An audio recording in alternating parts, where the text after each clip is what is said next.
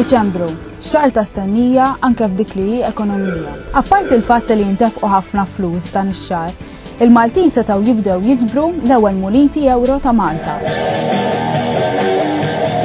Fil-Bay Music Awards ta' din is-sena, Get ready for an evening you will not forget.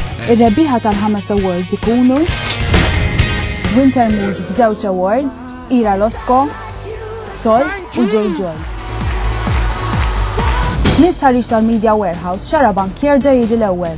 Xarabank jiġi konfermat bħala l-iktar programm segwit f'Malta u Għawdex. Din is-sena, Xarabank jinvestiga. Xarabank fiċ-ċentru tad-diskussjoni.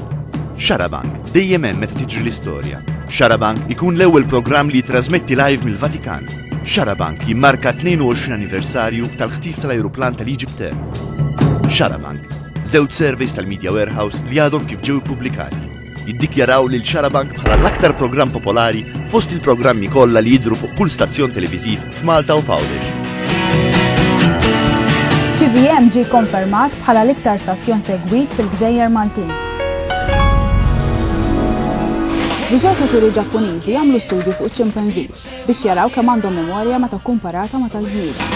Ir-riżultati jurew biċ-ċar illi ċ-ċimpanżis jiftakru iktar mill-bnedmin.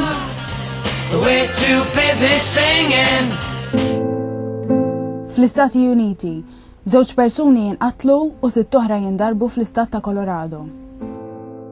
Il-mira tkun il-komunità reliġjuża ta' dan l-istat.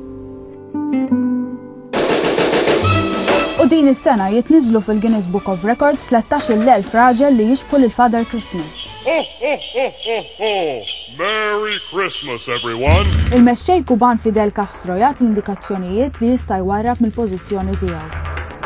3 familji ta' immigranti irregolari li kienu qed jingħataw protezzjoni f'Malta ħallew l-ixtutna biex jibdew ħajja ġdida fil-Portugal. Il-modella Irlandiża Katie French titlef ħajjitha wara 4 ijiem f'koma. Sorsi mhux ikkonfermati qed isostnu li l-kawża tal-mewt kienet ikkaġunata minn overdose ta' droga kokaina. Persuna titlef ħajjitha b'mod traġiku wara splużjoni f'Pariġi.